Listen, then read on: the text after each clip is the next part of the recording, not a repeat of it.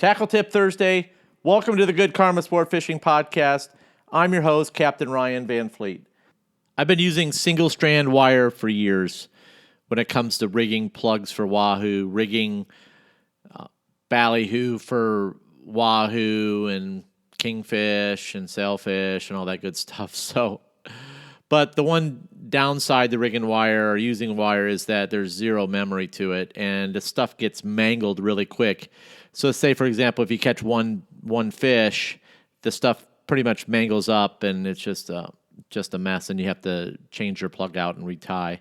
So the last thing I want to be doing is trying to straighten out wire when I'm in the middle of a hot bite and the bite window's short. So what I've been doing for years is I buy plugs and lures in bulk. I have everything pre-rigged so I can just make a quick change, and the bait goes back into the water really quick. That's how I've been doing it. So I'm very prepared. I do a lot of rigging in my off days when I'm not fishing, or when I'm like in the evening when I'm watching some tube. I'm rigging baits, and you can never quit. Like, my brain never stops. I always want to be rigging something.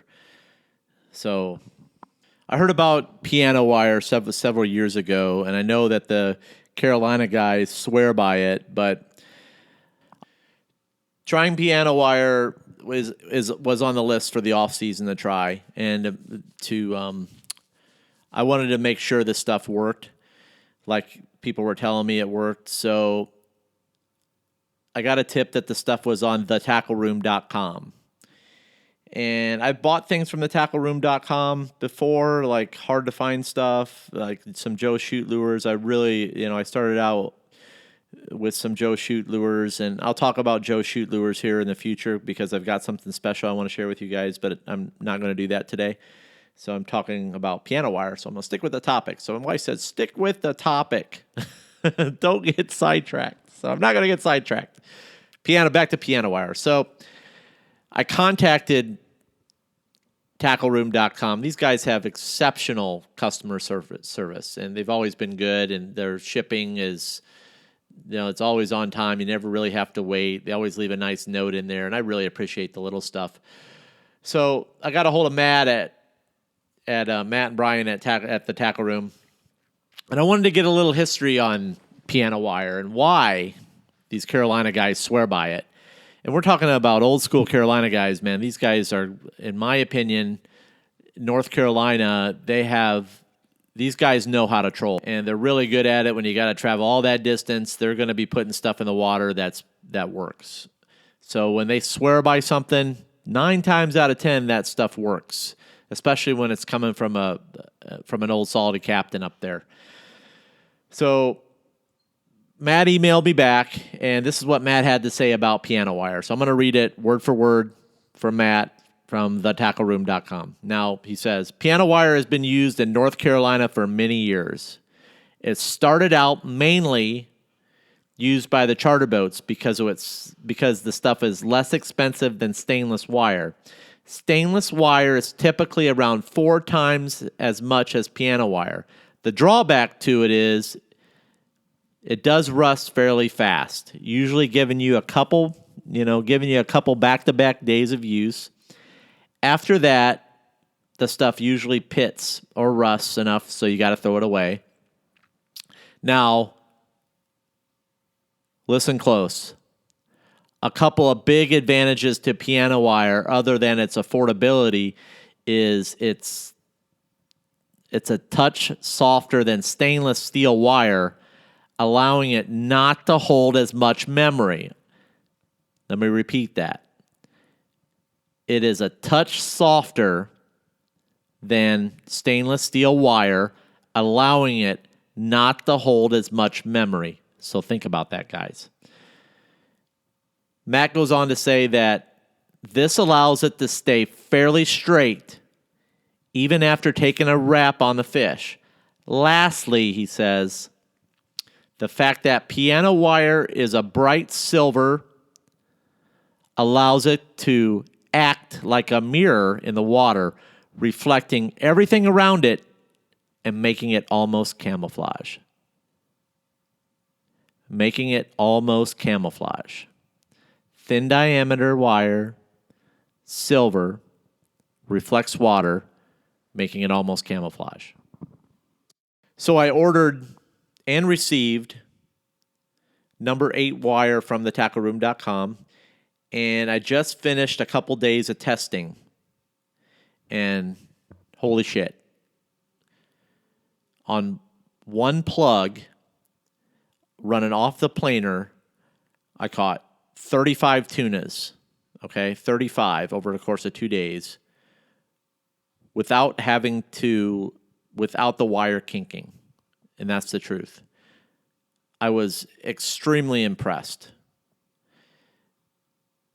After a fish would mangle it, he'd get foul hooked. The stuff did not kink or get mangled. The wire was straight. I could not believe it. I would pull the plug in, look at it, and I was startled. I put it back in the water, and boom, I catch another blackfin.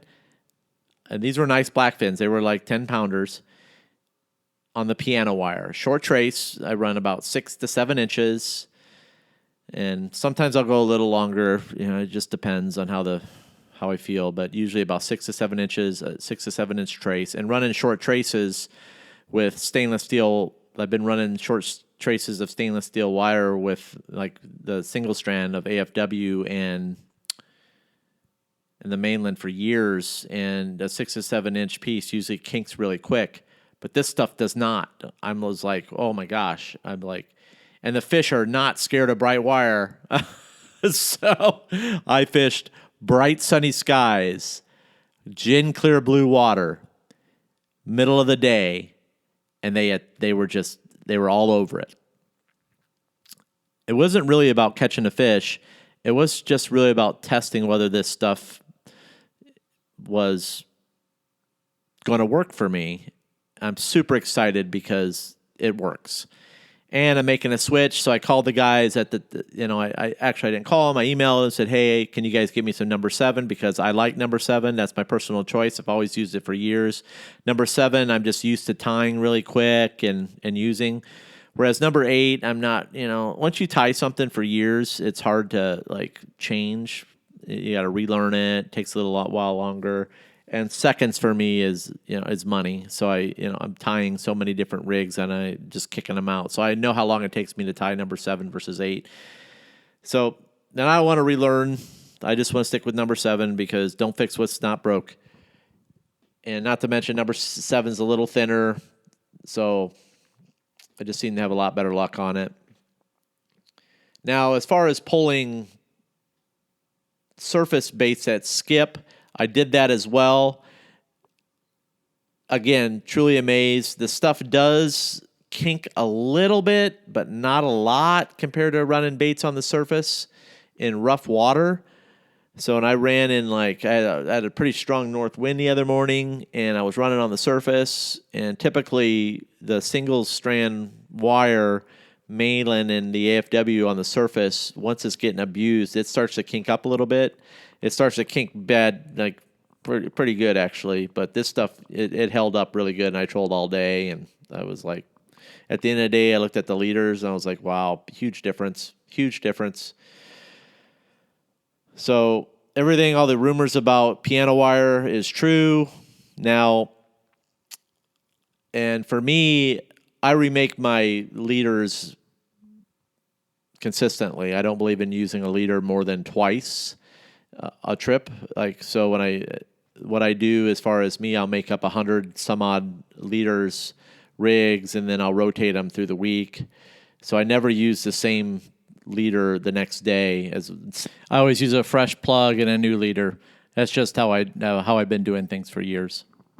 Oh, I forgot to mention that I did catch several kingfish and several barracudas. Not by choice, but I'm glad they did because they put the wire to the test. Anyway, so I'm kind of glad that I did get those. There's a lot of cudas around in the Keys right now. I don't know. This time of year, there's always a lot. But I'm kind of glad that I did catch the cudas on the plugs, because what I found is that usually when I catch barracudas and kingfish on plugs, it's the wire is automatically kinked, and because of the way those fish eat and attack the bait and the way they thrash, the plug's done. Like you have to like change it out or put a new wire trace on. But no, the piano wire like did its thing. It did not kink. I got that fish right off I let him thrash at the side of the boat. I didn't bring him in the boat. So I just let him thrash. I wanted to see what that wire would do. So I abused it, and I used a dehooker, and I popped off the fish outside the boat. I brought in the plug, looked at the wire. It was like, made sure there was no frays above the leader. And the wire was perfect. The piano wire was perfect, no kinks. Went back in the water, went fishing. And sometimes when you're pulling at high speeds with the planer, that the wire likes to kink on its own because of the pressure of the planer and so I don't know. I've seen that with single strand as well, is that over the course of the day, the stuff when I'm pulling planers, it does like to kink. So even when you're not catching fish, so just because of the memory, that's another benefit that I've seen with piano wire. So that's enough on piano wire. You guys need to try it. You're going to hear me talk more about it here in the future because I've got an order of number 7 coming in from thetackleroom.com. I'll put a link up in my show notes. And if you have questions, just email Bryan and Matt at thetackleroom.com. Awesome customer service. These guys know their shit.